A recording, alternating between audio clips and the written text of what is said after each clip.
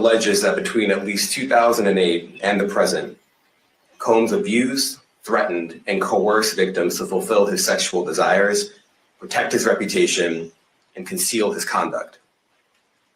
As alleged in the indictment, to carry out this conduct, Sean Combs led and participated in a racketeering conspiracy that used the business empire he controlled to carry out criminal activity, including sex trafficking, forced labor, kidnapping, arson, bribery, and the obstruction of justice. Let me say a little bit more about the charges. The indictment alleges that Combs abused and exploited women and other people for years, and in a variety of ways. As alleged, Combs used force, threats of force, and coercion to cause victims to engage in extended sexual performances with male commercial sex workers, some of whom he transported or caused to be transported over state lines. Combs allegedly planned and controlled the sex performances, which he called freak-offs, and he often electronically recorded them. The freak-offs sometimes lasted days at a time, involved multiple commercial sex workers, and often involved a variety of narcotics, such as ketamine, ecstasy, and GHB, which Combs distributed to the victims to keep them obedient and compliant. As alleged, when Combs didn't get his way, he was violent, and he subjected victims to physical, emotional, and verbal abuse so that they would participate in the freak-offs, and that Combs hit, kicked, threw objects at, and dragged victims, at times by their hair. On one occasion in March of 2016, that conduct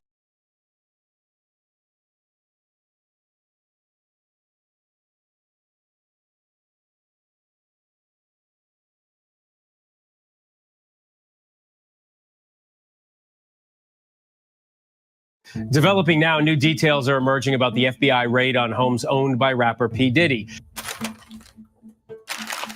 Is that a doll? Now, to the latest on the arrest of Sean Diddy Combs, and defense teams are set to discuss the next phase of action following the indictment. Get a fucking girl, get a drink and some rock, don't drink none of that other bullshit. Mother.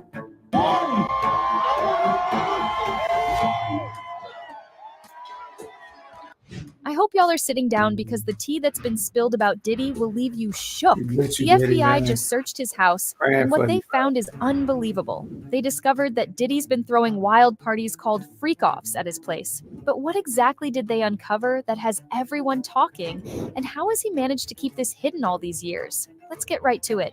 If you thought Diddy's parties were wild before, wait until you hear about the freak-off supplies he allegedly had stashed in his mansions. We're talking enough baby oil and lubricant to make a slip and slide, guns that shouldn't even exist, and the craziest part? Tapes that he allegedly used to blackmail people. Girl, buckle up, because we're about to dive into every scandalous detail of what the FBI found that finally led to Diddy's downfall. As alleged, Combs used force, threats of force, and coercion to cause victims to engage in extended sexual performances with male commercial sex workers, some of whom he transported or caused to be transported over state lines. Combs allegedly planned and controlled the sex performances, which he called freak-off. You might be wondering, how did we get here? How did one of the biggest music moguls in the world end up in the middle of a federal investigation that has everybody talking? Well, it all started with some allegations that Diddy was hosting these freaky, drug-fueled parties, but nobody expected it to blow up like this. When the FBI raided his homes in Miami and Los Angeles, they found things that will make your skin crawl. So what exactly did the FBI find, and how is Diddy going to explain his way out of this one? Let's break it all down. Let's rewind for a second. Diddy's been living the high life for decades, throwing legendary parties and being one of the biggest names in music. But behind the glitz and glam, there were whispers about some freaky stuff going on behind closed doors. Right. Just, so if you don't have what they need, they're gonna leave. Right. Gotta keep them there. Right. You need locks on the doors. Okay, this is sounding kind of dangerous now. According to multiple sources, Diddy has been holding these freak-off parties wild, multi-day orgies where anything goes. And, honey, it wasn't just fun and games. These parties allegedly involved drugs, coercion, and some seriously shady behavior. At this point, everyone knows Diddy's done. This isn't about Diddy. This is about anybody and everybody that went to that house or the other one, LA or Miami, that did anything after having 3, 4, 5 drinks, and you went to a room and you don't know what happened, you don't know what's recorded, those guys who went to those parties, they're all calling each other. Now, we all thought those rumors about Diddy's freaky parties were just gossip until the FBI got involved. They raided his homes back in March 2024, and what they found was even worse than the rumors. According to court documents, federal agents discovered over 1,000 bottles of baby oil and lubricant. Yes, you heard that right, 1,000 bottles. I don't even want to know what all that was for, but it definitely raises some eyebrows. But that's not all. The FBI also found illegal guns, 3 AR-15s to be exact, with the serial numbers removed, and a stash of drugs. And to make matters worse, they also found tapes that Diddy allegedly used to blackmail people who participated in these freak-offs. The Bashir conversation for me is not easy. They're trying to slut him out so he'll feel too embarrassed to file his lawsuit against Diddy for what Will and Diddy did to him. With Jaden and Justin present, that tape exists. So, what was all that baby oil and lubricant doing at Diddy's house? Well, according to the indictment, Diddy had an entire staff dedicated to organizing these freak-offs, which included securing supplies like extra linens, drugs, and all that baby oil for his parties. These weren't just any old parties either. They were multi-day events where the guests would get so messed up on drugs that they had to be given IV fluids to recover. Yes, you heard that right. Diddy allegedly had medical staff on hand to make sure everyone could party for days. I'm pretty sure you guys have all seen these videos that are just surfacing from Diddy. This is Diddy of him at a party and what he does to his guests at this party. Check this one out. Look what he does. Look at him, Adam. This is during the sun is out. Okay, ladies and gentlemen, for all those in London that don't know what happens to the white man when he comes to a P. Diddy party, this is what happens to the white man. Look, that guy is just so unfortunate. You gotta look, pull back though, so you can look, see. But you're proud of that? That's crazy. Nat, move out the way. You're still alive. Look at that. Look. What you get the drink out his head. And that's. But here's where it gets really dark. The FBI alleges that Diddy used these parties as a way to blackmail people. He reportedly made secret tapes of what went down and used them to control his guests, allegedly forcing them to stay quiet about what really happened. That's where the racketeering charges come in. According to the indictment, Diddy used his entire business empire to fund these parties and keep the operation going. There's more. It wasn't just about drugs and baby oil. According to insiders, these freak-off parties weren't for the faint-hearted. Some guests allegedly had no idea what they were signing up for and were shocked by how extreme things got. We're talking about multi-day orgies where anything went, and there were always fresh supplies for those who were too messed up to keep going. IV drips, drugs, and endless amounts of baby oil were always on hand to make sure everyone stayed in the game. And apparently, Diddy was at the center of it all, making sure things stayed under control at least until the FBI showed up. Yesterday, I had smoked something that Puff had gave me, and it was like it was as if I had partied like 3 nights straight. It was the craziest. And here's where things take a wild turn. It wasn't just party supplies and tapes that the FBI found. Diddy also allegedly used violence and intimidation to control the people at his parties. The feds believe that he used those AR-15s to scare people into staying quiet, and there are even reports of him threatening his employees and guests with violence if they didn't do what he wanted. Girl, this is giving mafia vibes. And I don't know if Diddy's going to be able to talk his way out of this one. Let's talk about the guns for a second because, honey, this isn't just a case of having a few illegal firearms. The feds found 3 AR-15s with the serial numbers scratched off, which is a major red flag. And those weren't the only weapons. They also seized a drum magazine, which is a high-capacity ammunition clip typically used in military-grade firearms. So, not only was Diddy allegedly running wild sex parties, but he was also armed to the teeth while doing it. Talk about a disaster waiting to happen. Now, here's something not everyone is talking about. While the baby oil and the drugs are shocking enough, what's really catching people's attention are the secret tapes. According to the indictment, Diddy allegedly had hidden cameras set up all over his homes, recording what went down during these freak-offs. Some of these tapes are reportedly so explicit that authorities are treating them as evidence of sex trafficking and coercion. These tapes allegedly show some big names in the industry getting involved in these parties,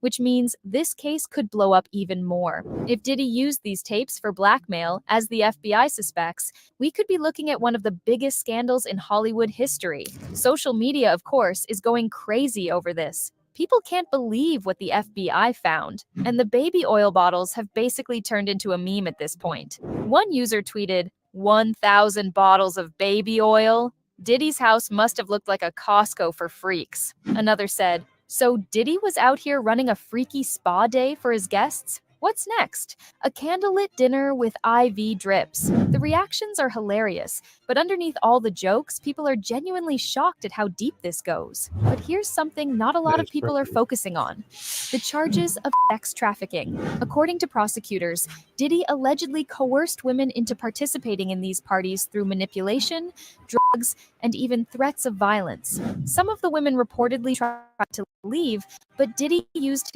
power and influence to keep them trapped. If these charges stick, Diddy could be facing years behind bars, not to mention the damage to his legacy. So, what's next for Diddy? Well, honey, things aren't looking good. The feds have a ton of evidence, and between the tape,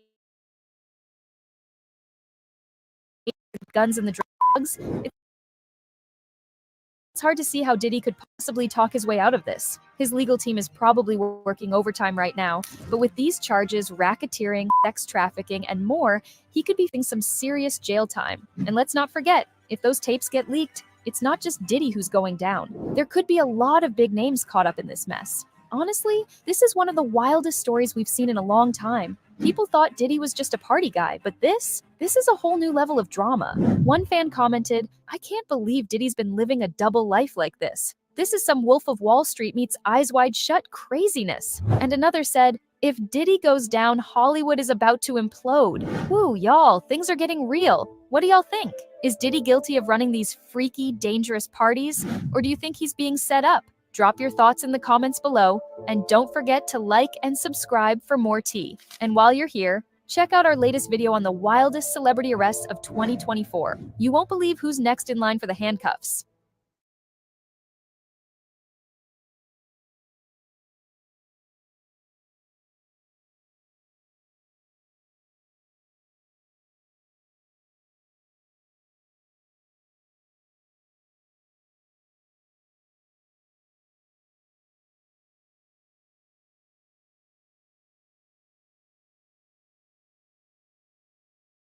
Why are you sitting down with us today? I'm very tired of all of the lies. I've been hearing things and seeing things on the blogs, and I'm just tired. R. Kelly breaks his silence from behind bars. Buckle up, because the latest celebrity drama is hotter than a mixtape dropped in July. You can start a rumor. That's not a crime, bro.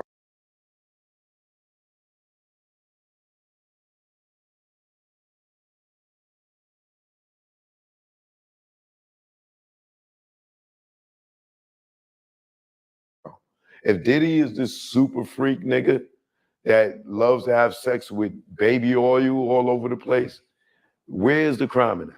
We could go to Amsterdam right now and fuck all day and not go to jail for it. And the police could be standing right there and watch us go right in the room and have sex with every chick on the goddamn block. And we will not go to jail, right? And that will be our personal preference, right? Yeah. Okay, as long as I get my motherfucking shit up every door I go in, Why you guys that's all that matters, right? That would be my personal preference. Okay. Right? But that's not a crime. Now, Diddy being a freak is his personal preference. That's not a crime. You called the escort service. Right. They got a business. Right. How the fuck are you pimping them? Because at this point, their employer is pimping them. And then I'm leveraging them. No, I'm hiring them for a service. Okay. That's it. R. Kelly wasn't selling pussy. Okay. Was he? Those was his girlfriends. Understood. Right? So if his sexual pleasure, right, is having two girlfriends and they having sex with him and other people get involved. He's in a voyeur thing. Yeah, right? Yeah. Because if that's the case, why did they let Hugh Hefner go to his grave? A year ago, Sean Combs stood in Times Square and was handed a key to New York City.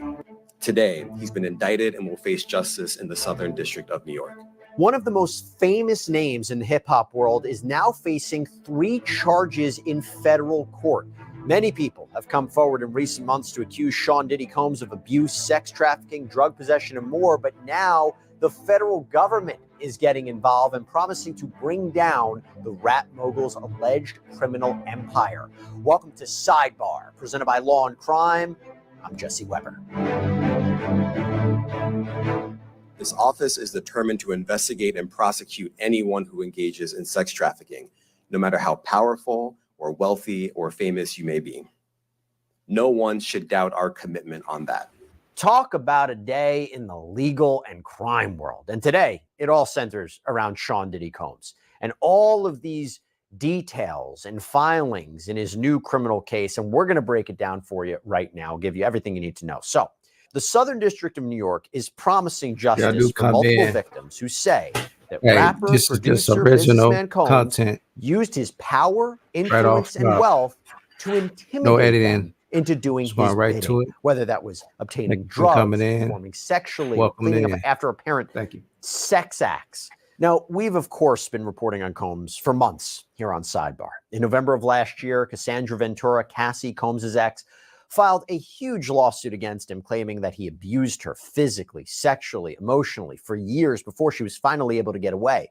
Now, Combs denied everything she had to say in her filing. He settled the lawsuit with her just one day after it was filed, but we know that set off a chain reaction. Multiple other lawsuits against him and even against his son were filed, alleging sexual abuse, sex trafficking, illegal narcotics possession, violence. Then, in March of this year, Homeland Security agents, they showed. Okay, let's get to it. We are not here to down my brother Puff. Any kind of clowning. I mean, this content is here to be used. Just to let you know that we all content creators is using this not to tear our brother down, but to show that what goes on in this world. I want to keep on this, but we just wanted to. Never mind. Just never mind. Continue.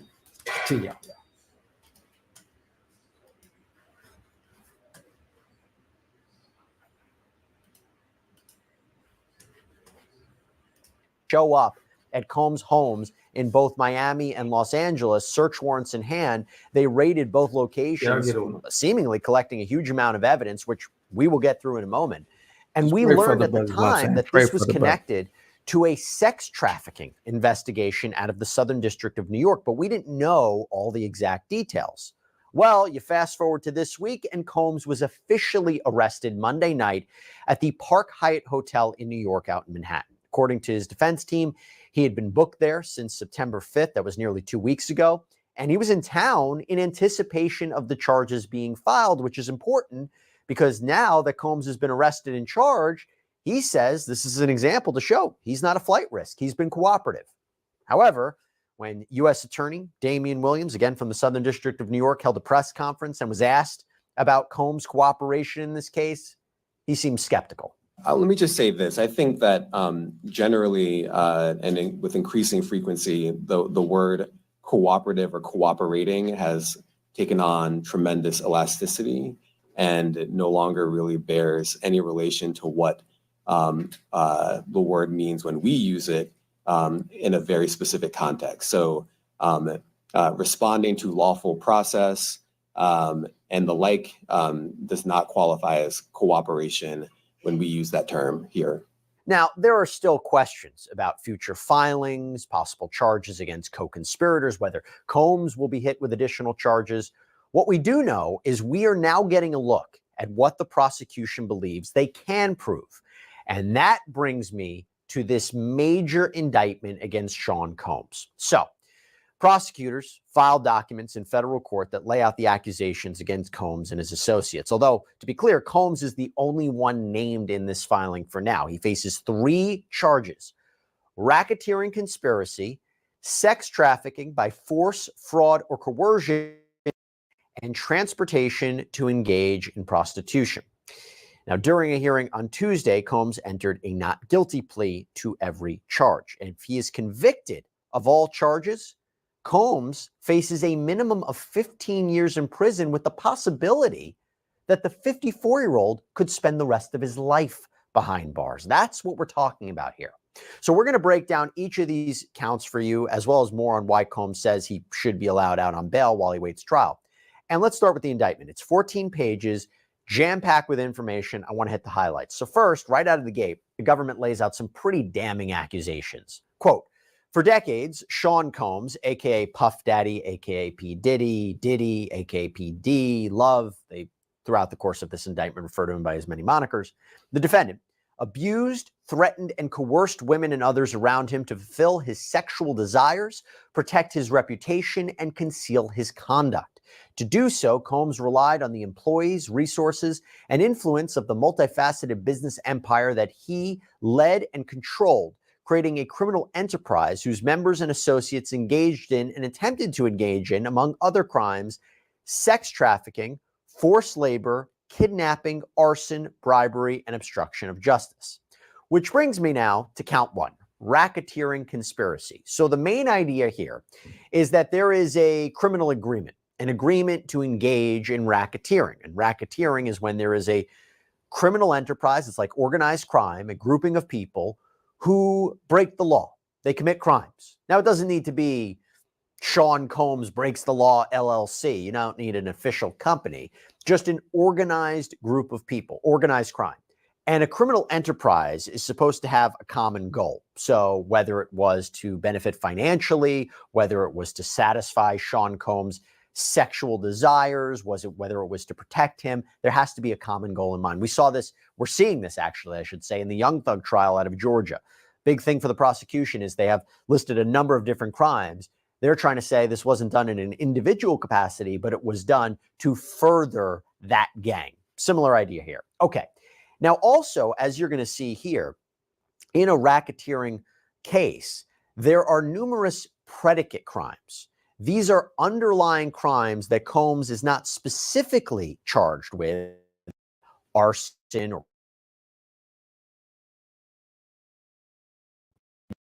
or, but they're crimes under the umbrella of the larger criminal enterprise. By the way, I should tell you, the racketeering allegations that we see in this indictment are very consistent with the allegations put forward by Rodney Little Rod Jones, Combs' former producer, who was one of the people that filed a sexual assault lawsuit against him and said there were violations of racketeering law. In fact, although no one is specifically named in this indictment, you can kind of see who those alleged victims of Combs are, their allegations, that they were the basis for the charges here, especially Cassandra Ventura, because we all know that when that video back in 2016 was released by CNN a few months ago of Sean Combs purportedly beating Cassandra Ventura in a hotel elevator bank, that was publicized for the whole world to see, and he apologized for on Instagram.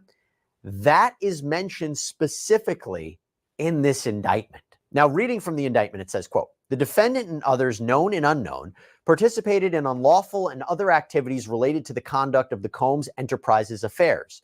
These individuals included certain Combs business employees, such as members of Combs security staff, household staff, personal assistants, and high-ranking supervisors, as well as other close associates of Combs." Now, one of the most startling examples of Combs' alleged control over those around him came from the description of apparent sex parties called freak-offs. This is something that Ventura and others alleged in their lawsuits. What are they? Well, the indictment says Combs and other members and associates of the Combs enterprise wielded the power and prestige of Combs' role at the Combs business to intimidate, threaten, and lure female victims into Combs' orbit, often under the pretense of a romantic relationship. Combs then used force, threats of force, and coercion to cause victims to engage in extended sex acts with male commercial sex workers that Combs referred to as, among other things, freak-offs. Freak-offs were elaborate and produced sex performances that Combs arranged, directed, I'm not going to say the next part, basically pleasured himself during, and often electronically recorded. In arranging these freak-offs, Combs, with the assistance of members and associates of the Combs enterprise, transported and caused to be transported commercial sex workers across state lines and internationally. Freak-offs occurred regularly, sometimes lasted multiple days, and often involved multiple commercial sex workers. So this is also kind of a flavor of the sex trafficking charge, which we'll get to a little bit later. During freak-offs, Combs distributed a variety of controlled substances to victims, in part to keep the victims obedient and compliant. Sometimes, unbeknownst to the victims, Combs kept video.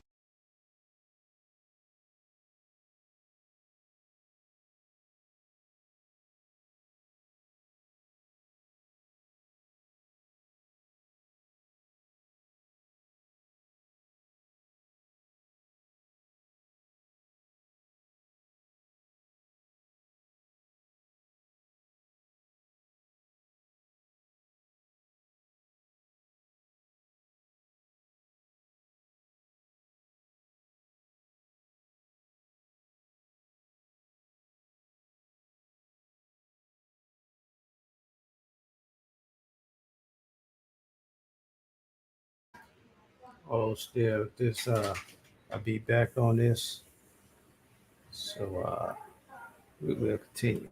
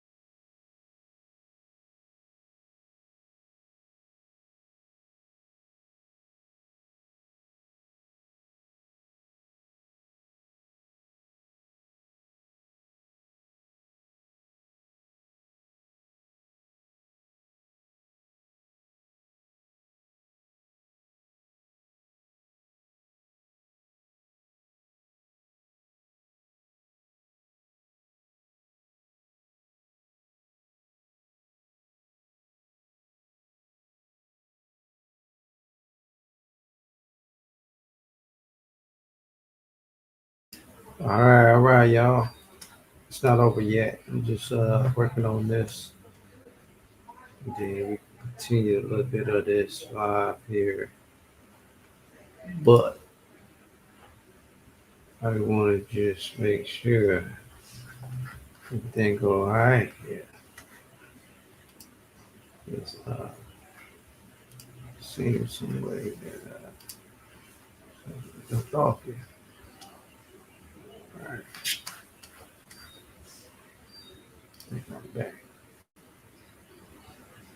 Let's see.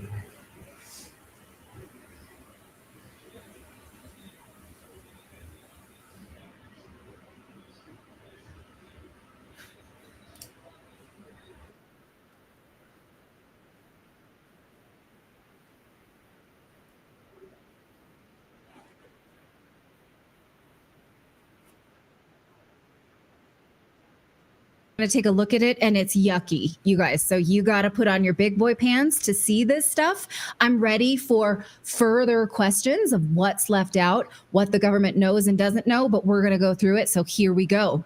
Sean Diddy Combs was arrested by Homeland Security agents at a New York City hotel on Monday, and the indictment was unsealed this morning. Today, that's Tuesday. And you guys, this stuff is dark and it runs deep, as in every song you may have ever liked in your life that you listen to on the radio may be connected to a demonic sex ring. Yes. So brace yourself. This is the worst case scenario. Okay. Okay. All right, you're upset about this, that maybe there's music that's not connected to this. You think that your taste is not engineered. I listen to a lot of 80s music. I listen to a lot of jazz. So hopefully there's not crazy. Okay. I mean, I like a lot of polka. Hopefully there's no demonic polka rings, but we'll see. That's actually true. I love Pink Floyd. I hope they're not associated with this in any way. Okay, well, we're going to see. So brace yourself. The government has thrown the book at Diddy for prostitution, coercion, enticement to engage in prostitution, narcotic offenses, kidnapping, arson, bribery, and obstruction of justice. All of that is listed in this indictment. Here's what it looks like if you want to take a look for yourself, so you know I'm not making anything up. Now, not listed here is anything related to minors, and we're going to get to that in a second. Worth mentioning, though, that this is what the government alleges. This is what they think they can successfully prosecute. They present evidence to a grand jury, and the grand jury decides if they can arrest this person and move the case forward. Now, Combs will have the chance to defend himself, and his lawyer says that he's innocent of all of this. So if he fights this and says, I didn't do it, the government will say, well, here's a big steaming plate of evidence.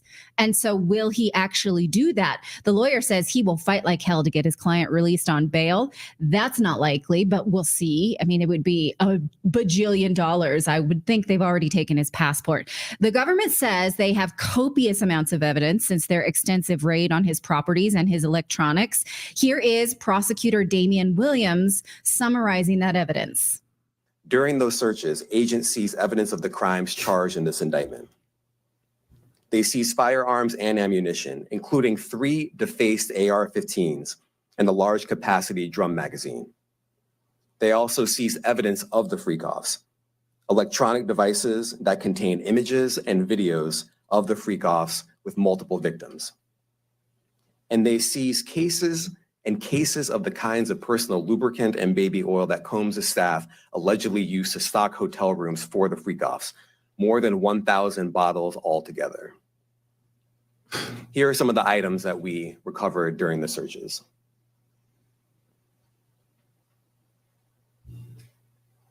As you can see here, this is a drum magazine, large capacity, and it contains, I believe, 59 rounds. I mentioned as well, we recovered 3 AR-15s. This is a close-up shot of one of the AR-15s, and you can see right here, the serial number has been thoroughly defined. Diddy. Yeah. There's a lot of crazy things that's going on with this story, Diddy, right? I mean, a lot of people are calling him the Epstein of the music, the Hollywood world, the business, what do you call it, the entertainment world. I'll read this story, and I want to kind of get your thoughts on this here. So here's a story. Sean Diddy Combs' former bodyguard claims music mogul had tapes of politicians and princes out there. And we'll play this clip in a minute. Gene Deal, who was present the night before Notorious B.I.G. Biggie was fatally shot in 1997, made the sensational comments during an interview with Art of Dialogue YouTube channel. And here's what he had to say. Go for it, Rob. After finding out he was recording everything. But not only celebrities, I don't think it's only celebrities going to be shook. He had politicians in there.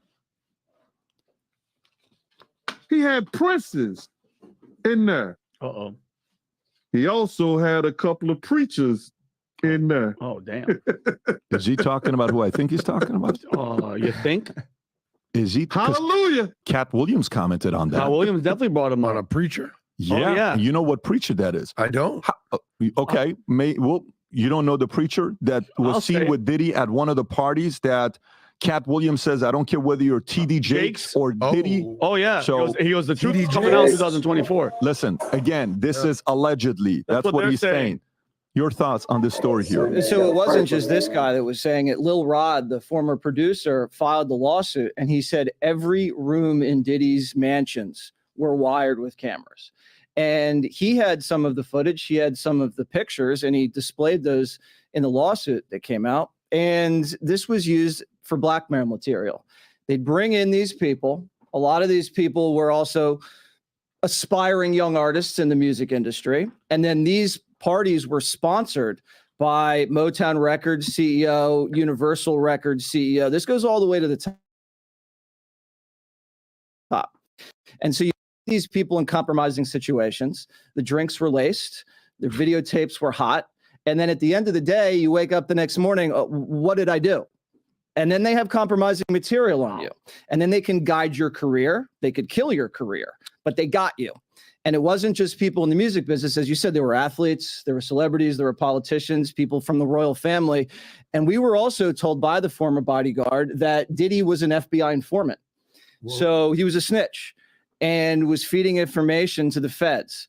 And we don't know what that means. We haven't been able to confirm it, but even Little Rod said it's not just like Epstein. It could be worse than Jeffrey Epstein. Now, let me ask you this: when you're seeing something like that, do you think, you know how somebody is making money for you, you can't lose them because they're still making money for you, right? So, for example, like an athlete, LeBron James, he's still getting a lot of endorsements. He's still making a lot of money. You got to make sure you protect that asset because that guy's making you a lot of money. I think the number one person right now that you have to protect in music is Taylor Swift. You have to protect her. It's a big insurance policy. She's young. She's going to be around for a long time to come. The concerts, the money making, the $5 billion, the tours, all that stuff. Nothing can go wrong with her because if God forbid something happens, you're making money off of her. You don't take Taylor to a Diddy party. Oh, yeah. You don't go anywhere near right. a freak off party. That's right. So here's where I'm going with this. Do you think Diddy's at a phase that, how do you make money off Diddy today? Because what's Diddy doing today? He's not performing. So is it more that you protect Diddy because the people that he knows that he can destroy their lives, that you kind of like have to keep him quiet? Or do you have to find a way to eliminate him, kind of like they try to eliminate this guy named Jeffrey? I don't know if he was being eliminated by the FBI or even by the Universal Records executives. What happened was Cassie filed this lawsuit. He settled in about 48 hours. Very fast. So then everybody goes, oh, what? Diddy settling? Yeah. Yeah. So everybody starts filing. And so Lil Rod files some real graphic, nasty stuff. We're talking minors, sex trafficking, ecstasy and the alcohol. And then all hell blows loose. And that's when the feds come in and raid. And they go right to the camera system and pull all the servers out. And they, I believe, arrested the drug mule. And so they're closing in. They're going to build a case. And look, is this something that's coming down at the highest level? I have no idea. But I know Diddy's life is about to blow up. And there's really no way to get out of this. And I want to say this, and Vinny, I want to go to you because Ashton Kutcher is seen as he prepares to be subpoenaed on Diddy's case. That's one. Next one, Sean Diddy Combs' ex Cassie, that he paid off, I think $30 million, whatever the number is, cooperating with federal investigations amid the sex trafficking probe. That's bad. That's very bad, That's right? bad. So next one, Sean Diddy Combs still continues carefree in Miami. This is a story from yesterday. Lifestyle by smoking and drinking after federal raids. Sean Diddy Combs' youngest son, Christian King, 25, is now sued. So it's like it isn't one thing, it's another thing constantly popping up. Vinny, but just from my point of view, though, he's in Miami, he's riding bikes, he's taking photos. He seems as if he doesn't have a care in the world. To me, somebody from the outside looking in, it seems like they were like, hey, listen, especially with the Cassie thing, that thing blew the top off of everything.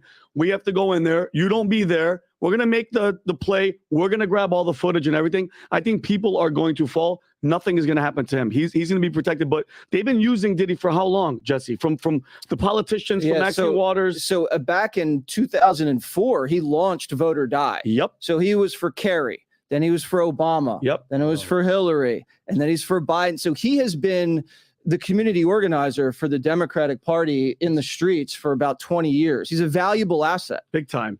Big time. And they gave, like, he started Revolt through Maxine Waters. Gave him a cut in order for that merger to go through. She said, my guy has to get a piece of the pie. So if you think about it, he's obviously in with these higher up politicians. You're in there recording all these people and having all this dirt, like they say with Epstein was working for Mossad, or God knows who he was working for.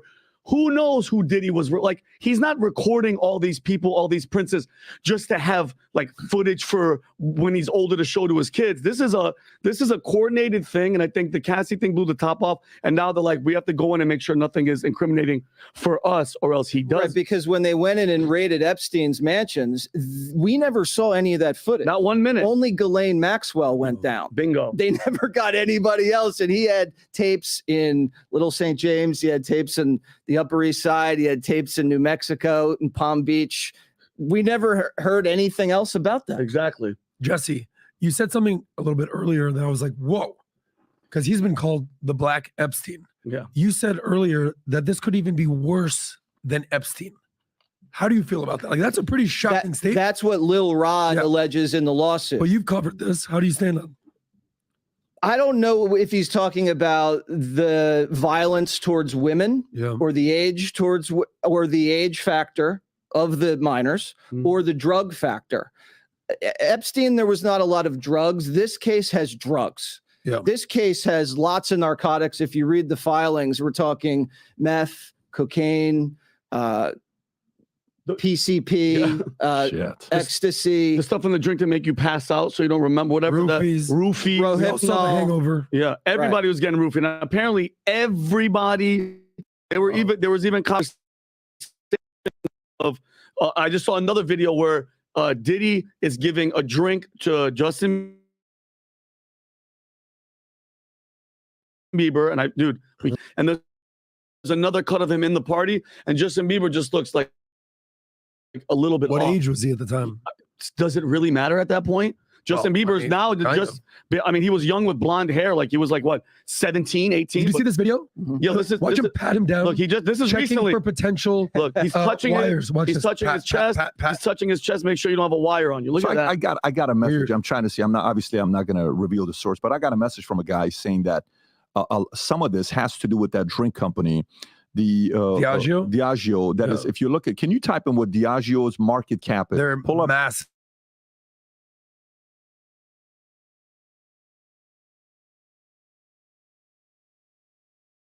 Diageo market cap. Right. Yeah, right. If you just type in Diageo market cap, $81 billion. And what this insider said to me, just purely on what could happen, it's given. I'm not giving a source. It Speculation. Could be speculation. He said they owe him $2 billion, and he said it could be the fact that they are doing this to not have to pay him $2 billion. Now, can you just type in? Maybe type in. Diageo owes Diddy $2 billion. See if anything like that comes up. Diageo owes Diddy $2 billion. It's a lot of money. Go to news. Can you go just to news at the top? Let's see what stories pop up. Can you go a little lower? Okay. Diddy Diageo and decline Sean Combs' business empire. Sean Diddy Combs dumped by Diageo, maker of Johnny Walker. Diddy sues. Sean Diddy and Combs to Diageo settle withdrawal lawsuit in case of Diageo of racism. Okay. So there's something that's going on there that is, kind of ugly. And obviously the people that are saying that, they're supporters of him. So they're kind of like saying there's something going on that you guys are not seeing, right? It's another thing that you got to consider. What do you know about that? I've seen litigation between those two, and there's a racial charge there as well. And if they've settled, and I also heard Diddy double cross them. So I don't really know what's going on at that level, but I do know that you said you don't think Diddy's going down. I disagree. And why do you think that? And I think if you have the feds go in there and seize everything in the house, phones, electronics, video cameras, and he has multiple civil suits in play, do you think Universal Records is going to take the fall? I don't think Universal Records is going to. Do you think lesser players are? Because just think about the day that they raided, he wasn't there, and his jet flew with God knows what, he wasn't on it, to a place that doesn't have any U.S. extradition. Maybe all the tapes and everything, that was just like a delivery method. Because why else is he dancing and having a great time in the streets? He's not delusional. Because it's great PR. Yep. Well, let me ask you this. Here's a question for all of you guys. Here's a question for, but Rob, can you run a poll on this? Who was more powerful and feared? Harvey Weinstein or Diddy? Put the poll. I'm curious to know what the audience will say. Again, hear me out. It's a very important question. Okay, think about this one before we answer it. Process it. Harvey Weinstein. Yep. One of the top 4 Godfathers, Hollywood controlled, huge, all of that stuff, the amount of power he had. And he was not a visible guy. He's a behind the closed door guy. Yep. Clintons, presidents, all that stuff. Or Diddy, music, hip hop, links of Biggie's death, Tupac's death, what he's done with all these girls, J-Lo, all these names that are tied to him. Who is a bigger man to fall? To fall, you said to fear. No, fear and fall, meaning like which one can that industry not afford to fall that they have to protect? I think Diddy, because of all because Weinstein was Diddy over Weinstein. Because I think Weinstein was movies and that, but Diddy now we're seeing was politics, presidents, musicians, elites.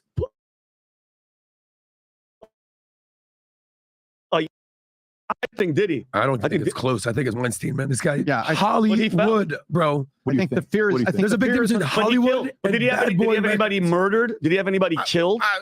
Did he allegedly had not only 2 guys murdered, he's shooting people. You know what the purpose of this question is? Who is more untouchable? Weinstein or Diddy? Well, obviously, I thought Weinstein was untouchable until he wasn't. Yeah, that's the point. exactly. So the point he's making when he's asking you the question to say, do you really think he's not going to go down and he's protected? And he said, yes, he is protected. Okay.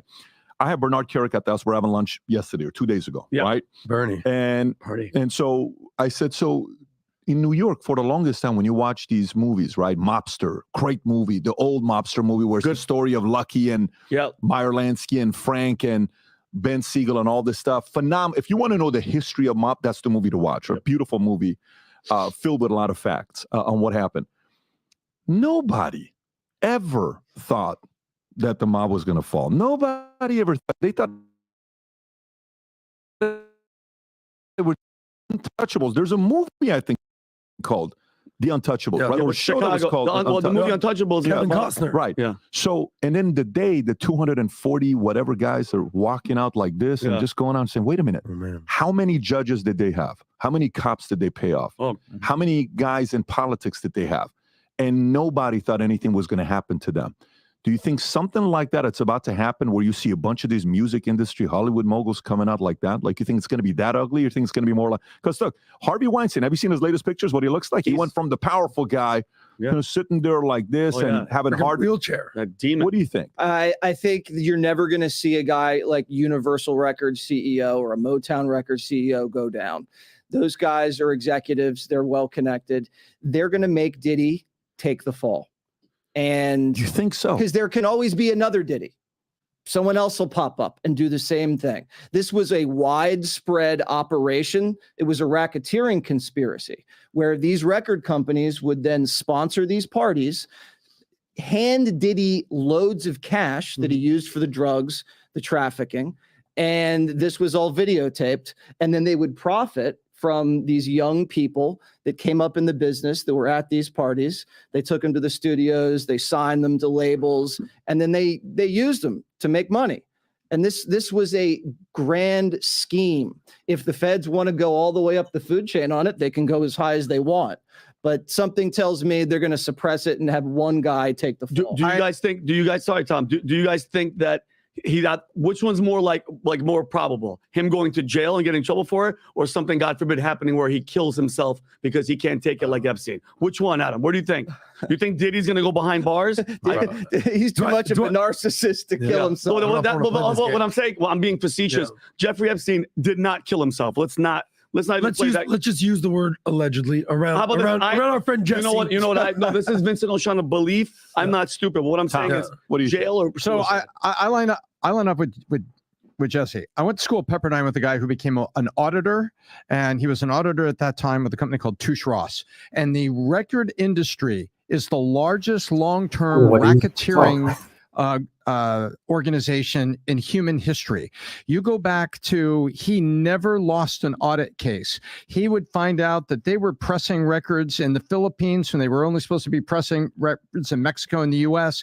He represented a hair band called Poison. They found an extra 500,000 albums over 5 years that were pressed other ways and sold. How did you audit it? The record industry, from the cocaine controversies where they were paying off disc jockeys to get airplay, the record industry has been the largest racketeering organization, and it does not surprise me. And I agree with you, Jesse. None of those executives are going to go down. None of them. If you talk about Weinstein and Diddy, is Diddy more feared because of the groups and the things that were going around? I think he was feared, but I really thought nobody was as untouchable as Harvey Weinstein. I did not think that guy was going to get touched. I thought he was going to get retired. I didn't think he was going to, that these suits were going to do it. Especially when they split it. When they split it into LA and New York and they tried him twice and they put him away forever, I was really shocked that everybody turned and he fell. What does a poll look like, Rob? What is it? Right now, 65% say Harvey Weinstein, 35% for Diddy. What's the size of the vote? 2,091 votes. 2,091. They're saying 65% Weinstein was more untouchable. Correct. Than Diddy. Wow. Interesting on what the market is saying about that. So the only reason I bring that case study is to see if he can fall in the last, 8 years? I don't know what the timeline is. Is it fair to say about 8 or 10 years? Correct. If he can fall, you don't think Diddy can? The only difference between the two is, because you have to also know that Weinstein's probably got a lot of dirt on a lot of other people. Yep. So the fear of him falling, is he going to, like the crab theory, where one crab is trying to get out of the others try to pull him down? Yeah. Well, did he be the type that if God forbid he is going to... He gets arrested. Well, he gets arrested, Jesse. Let's say, okay, sure. You guys are right. He gets arrested. He goes in. They're like, listen, you're going to stay in here for the rest of your life. No money's going to get you out. Who had you recorded? Who'd you give those Who was on them? Who told you to do it? So Diddy's guy, Stevie J, who's all wired into this thing, came out in Miami the other day and put out this video and this post and said, Diddy partied with everybody and put out a video with Kevin Hart was in it. Kanye was in the video. Yeah. Basically the biggest A-list celebrities you can see. And he's basically saying, hey, you know you were at my house. I know you were at my house. If I'm going down, everybody's going down. Right. And even his bodyguard said he'd testify. He goes, I'm not going to take the fall for Diddy. If I'm called, I'll testify. I'd like to find out. This go. There's a party in Miami every Sunday. It's been the biggest hip hop party in the world at Live, #1 club in the country. It's called Live on Sundays, and the DJ host is Stevie J. Diddy's there. DJ.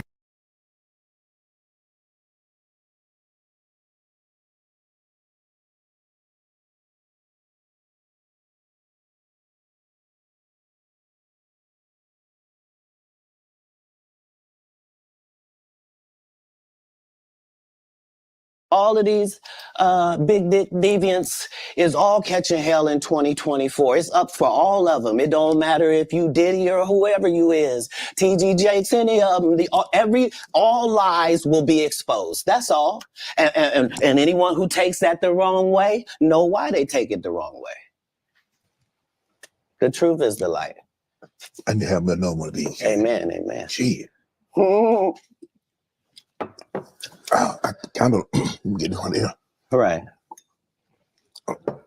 After that, I don't really kind of know where to go. Let me one more time. Right. We good now? Because the people want to know, why would he get blackballed? Yeah, oh, because in 30 years, I've done nothing but collect information, knowledge, and your secrets. So if you and a man was in a corner doing something you wasn't supposed to be doing, you will tell it. No, somebody come to tell me. Okay. I gather that. I value that. I'll pay for that. Come, tell me. I know so many things I shouldn't know, and they all know it. They all know it. Why? Because you don't make me the villain. Not the guy that raises black children and ain't never done a hard drug in his life and don't have no stories of doing nobody dirty. And they'll just go out and they'll lie. The industry doesn't mess with Cat because he didn't show up for the studio. No studios have ever said that. Look at my IMDb. It will show you that no studio has ever lost money with me on the script. How? That's why I'm saying, that's why I can't let Ricky Smiley say he was supposed to play Money Mike, because I wrote the words for Money Mike. I designed the hair for Money Mike. I collaborated with the wardrobe department and made outfits to make sure that no one in America would be wearing what Money Mike was wearing.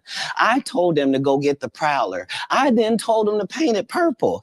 I told them don't have an actor at playing a pimp. We could get an actual pimp, Archbishop Magic Don Juan to play. Like I did far too much work for somebody to come years later and try to tag along just for their own self-aggrandizement. Why didn't Cube set the record straight? Terry Crews could have set the record straight. Mike Epps could have set the record straight. Why none of them set the record straight? That's what you were supposed to ask him when he told you those lies that but no I didn't one's know it ever was a heard. lie. Right, but he's telling you something no one's ever heard of. Nobody has ever heard, oh, Ben Affleck and Matt Damon was in a movie, and somebody said, y'all should switch roles. Like, this is a business. But that's the thing, Kat. Normally, when people are giving you information, I'm thinking I'm hearing it for the first time, and they're giving information no one else knows or have ever heard. So I'm taking them at face value. This is like Steve Harvey telling people he used to be homeless. That's my story. That's not his story. Steve Harvey was never homeless. When Mark Curry was touring with him 25 years ago, he was making $3,000 a show in cash and doing 5 shows a week. They just tell the stories. Thanks to my wife, I'm where I am. You said that about the first wife. You forget that? You told us it was her. Then you went and married somebody else that think like a man. Like, what are you talking about? They think they can rewrite history. Guy Torrey did a beautiful special about the Comedy Store and Fat Tuesday, where he said that Steve and Cedric and Kevin Hart and Tiffany Haddish came through there and made all lies. Steve and Cedric never performed at the Comedy Store at all. Tiffany was only seen at the Laugh Factory. In 15 years in Hollywood, no one in Hollywood has a memory of going to a sold-out Kevin Hart show. There being a line from never getting a standing ovation at any comedy club. He already had his deals when he got here. Have we heard of a comedian that came to LA and in his first year in LA, he had his own sitcom on network? So what happens next with the relationship? With our relationship? With you and Puff, yeah. We were cool and we were going places, doing things as far as like going to different parties, different clubs, making sure doing Atlanta, he doing Bad Boy Weekend in Atlanta, Detroit. We going to fights and everything like that. And nothing, we just cool. Everything is fine. Up until the night Big died, got murdered. What did you see that day? When me and Puff touched down in California, we were going everywhere. You understand? He got connected with Sally Richardson, and we were going to the movies. We were going to the House of Blues, everywhere. So I called Kirk Burroughs, oh, your man, I thought you said we wasn't going nowhere. Puff is going everywhere, and it's just me and him and the driver. You know, some guys might meet up with us and everything like that, but it was just me and him. He said, Gene, I'll be out there. Y'all gonna be all right? I said, all right, cool. Prior to that, I had got a phone call from a guy called Waynesworth Hall. I think it's Waynesworth Hall. His street name was Unique from Mecca Audio. He was a drug kingpin. He said, yo, Gene. The girl Dawn called me. He said, yo, Unique is on the phone. And I said, yeah? I said, what's up, Unique? He said, vest up, and the phone hung up. Because what happens is, and I found this out, that if the feds find out it's a three-way call, they'll click off. They'll hang up the phone some kind of way. You know what I'm saying? So I called Dawn back. Dawn, I said, yo, Dawn, who was that? She said, I told you that was Unique. I said, Unique from Mecca Audio? Now, Dawn used to date Diddy. So I used to she knows a lot of people. So I say to Dawn, Dawn, that was Unique? She said, yeah, that was Unique from Mecca Audio. He told you, he said they coming out, they coming to get y'all. So I say, yo, wow. They're coming to get us. So I called Kirk Burroughs. I told Kirk Burroughs we need more security. Because at the time, we only had myself, Kenny Story, and Paul. And Paul had hired a cop from Inglewood, who's only got 4 security out there. You know what I'm saying? And here we got Puff, Big, and they entourage, the whole 9 yards. So he tells me that Puff is not getting any more security. I said, wow. So the part where you was talking about I didn't have to go, I never spoke to Puff about what Unique told me because I had spoke to Chaz Williams a day after that. And Chaz Williams said, yeah, I'm hearing like they coming at y'all. Now I know there's beef with us because of what the people think about Jake and what has something to do with Suge people. Right. I know it's beef because of what Big did to the people from the Dog Pound when he made that phone call and they shot up their Winnebago in New York. I know there's beef from this Muslim cat that Puff had an argument with in Soul Train. I just found out recently what that was about. And I know it's beef with the Tupac stuff. You understand what I'm saying? Hit him up, like you're saying the beef from Hit him up, or yeah, from Hit him up, from the fact that Pac is dead. Right. You understand? And they said a Crip did it, and because we was rolling with Crips, they may have thought we had something to do with that. You understand what I'm saying? So now I'm like this. I'm like, I know this is beef. So when I hear from Chaz Williams, then I hear from Unique, and he's locked up in federal jail in Colorado with El Chapo and them, you know, that type of prison. He gets a phone call to me. You understand? So now I'm like this. Wow, I got to tell Puff. Maybe I could stop us from going to this party and everything. So I come over to the Andre Harrell's house and I say, yo, Paul, I need to speak to Puff. Puff says to me, Paul said, he's upstairs. I say, yo, Puff. He came down to the steps. It was him, Kim, they had white robes on. And I was laughing because it had BH on it. Beverly Hills. Yeah, I said, he stole that. See, he took that damn robe out the Beverly Hills Hotel. It's classic. Yeah. So I'm like, so I'm laughing. I'm looking at him, but I'm kind of laughing at myself. I was like, yo, he took that damn rose out the Beverly Hills Hotel. So he said to me, I said, yo, Puff, I got some intel, bro. He said,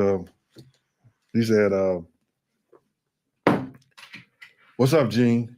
I said, get them books, Diddy. I got some intel that people gonna come and try to kill us. He said, Gene, I don't want to hear that shit. I don't want to hear that shit, Gene. I said, you don't want to hear that shit. F what you mean you don't want to hear that shit? He said, yo, Gene, you ain't got to go if you don't want to go. In these uncertain times, if there's anything we need, is we need people to believe the future looks bright. So if you've heard about me saying this mission to you, we're on a mission to get 1 million people to wear this gear. And this is what we're doing. If you buy one of these hats, there's a category of buying one hat, getting the second one free. If you haven't yet worn this gear publicly, go ahead and test it out. Buy some of the gear, wear it in public, and see how many people will stop by and say, you also watch a Value Timmy? You also follow PBD Podcast? I do too. Place your order. Go to vtmerch.com. Click on the link above or below. Place your order and represent the VT and the PBD Podcast gear. Got up from the table and walked out the door. When I walked out the door, guess who's out there? The Notorious Big in this green Chevy Suburban. D-Rock is playing with Tone, and they got a Nerf ball playing with a basketball goal doing like that. I say, yo, Big, somebody gonna try to come kill us tonight. And Lil C's, who I hadn't seen all week, you understand? Lil C says, Gene, go ahead on with that cop shit. You always think you know something. I said, I know one thing, you better get you a GED. You know what that is? A good enough degree so they don't cheat you out your money like they doing your man right here. And I was talking to about Big because I had read his whole contract on the plane because Puff had gave me the briefcase. When he gave me the briefcase, you know, like he just do some bullshit, hand me the briefcase and went to first class and I went to coach in the emergency exit. And I just opened it up and started reading the shit. So I'm saying, because at the end of the contract, Big was begging for his, well, he was asking for his publishing and his marketing back, and Puff was saying in the contract, we'll revisit that at a later date. You know what I'm saying? So I'm just reading this story. I got 6 hours on this plane. I'm gonna go through whatever in this briefcase. So that's what I did. So I said, so they don't cheat your man out your money right here. And Big said, yo, Gene, I'm gonna have Rock and Tone hold you while Lil C's get his shit off. I said, all that shit sound good. It may make you feel good, but it won't be healthy. You understand? And then next thing you know, Puff was coming out the door. When Puff was coming out the door, he said, come on, let's go. I got in the car with Puff, and we all went to the Peterson Museum. Okay, so when you said like they're taking money from your man, Biggie is standing there hearing you saying this? Said it directly to him. You said it to him? I said it directly to him. And he's about to finish up with the last album, and then he's getting $60-some million with him, with Lil' Kim, with all these other guys that is going to start his own thing. Bruh, he was finished with his album. He was done with his album. He was done. Big was out there doing no work on his album. Puff has set him out there to do work on his album. Got it. Not on Big's album. Right. Because every time we was in the studio, we was doing work on Puff album. Now, why is Puff allowing you to talk to Biggie like that? Because you're not helping Puff out. Puff is paying you. Why would you talk to one of his guys that's there? The boss is Puff. Puff is paying you. Why are you talking to Biggie that way? I'm going to talk to them any kind of way they talk to me. My whole thing about it is you got to understand, I'm not that dude that you could talk to and have that kind of conversation with you. It wasn't about pay. They needed me more than I needed them. They needed me.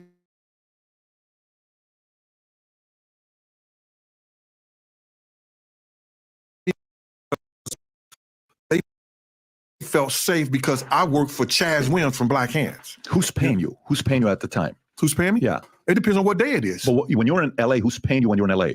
Well, I found out it was Arista Records, but it was for Puff. Okay. I mean, Puff is paying you, so you're there, but your comment towards Biggie is creating a division between Puffy and Biggie, no? Like, I mean, Biggie's gonna be like, but bruh, he already had a division with Puff. Their relationship ain't what like people thought it was. So at this time, when has he already told you, yo, Gene, I know you love Diddy, Puff. If you didn't love him, conversation a week before that. Well, I'm telling you, you'd go with him. So everybody at this point, does everybody know he's gone? He's moving on. He's doing his own thing. I think Puff knew it too. Puff knew. Had they had the conversation yet, or not? I don't know yet? if they had that conversation. So is that public, or did somebody leak it to Puff? Like Puff is learning from somebody else that told him about Biggie's going to be doing his own thing. Bruh, if you got to understand this, Clyde Davis and them has spent a lot of money. You understand, to make Big into a superstar. If somebody write up a contract from another record label, Capitol, Atlantic, who you think they gonna tell first? They gonna tell the other head, yo, you know, your boy coming over here, you know, we got them, you know what I'm saying? He bringing us 6 groups. Lil' Kim became a multi-platinum artist. You understand? Lil Caesar's a gold artist. Cameron is showing promise. Sure. You understand what I'm saying? So you think the two bosses, you know, the two bosses of those record labels ain't friends, they don't know each other, and they not going to tell each other what has been drawn up?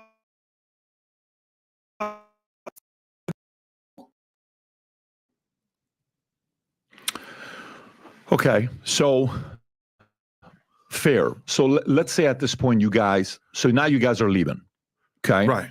What happens next? We get to the Peterson Museum. Okay. When we get to the Peterson Museum, I jump out the car. I go and see the people at the door. And then I noticed this guy named Chris Lattimore. Him and Puff always do parties together. When him and Puff is always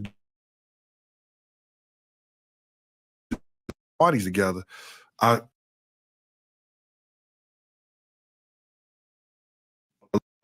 bulb go, I'm like, yo, damn. That's why he wanted Big at this party. You understand? Because you got to realize Big was supposed to be in London. But he had told Kirk Burroughs that Big wasn't going to London. You understand? Whatever you got to do, he ain't going to London. He going to this party. So I'm like, damn. And it was like every day he was throwing that in Big face the whole time we was there.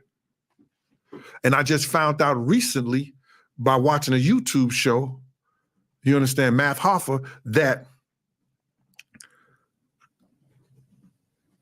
what's his name? Superman. He's called his name is Clark Kent. Clark Kent, the DJ, who was also a vice president of Motown Records at one time, said, I was in Big's room that night before he got murdered. And I asked him what he was going to do. He said, D-Rock and Puff set this party up for me to go to. You understand? I carried that stuff on my heart for years because I thought I had let him down because I thought that I could stop Big from going to that party. You understand? There's nothing I could do to stop him from going to the party. So now we at the place, I see Chris Lattimore. Yo, we got like 23 people with us. I watched all 23 guys go through the door. They stopped right there. They took us up the escalator. They put us into a section in the back to the left. What?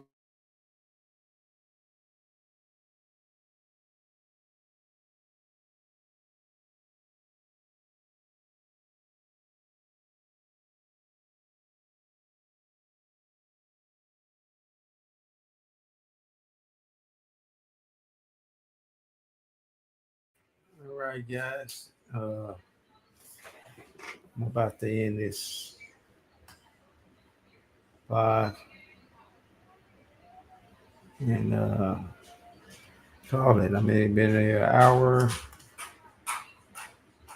and 11 minutes, seconds. Well, 11 minutes, 13 seconds. So, yeah, thanks for everyone that did come in. And if you didn't catch it on the replay, appreciate all of you guys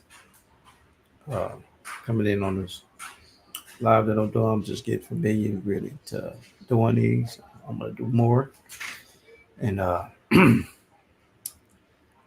put my Cash App up just to put it up. You know, if you want to donate, you can. If not, it's okay. God bless you anyway, by the way. And I do appreciate you guys. And once again, God bless you all on this Sunday. All right, and finish join the Sunday night football games and also the Sunday night baseball. And once again, this is your boy 88, and I'm out of here. Peace.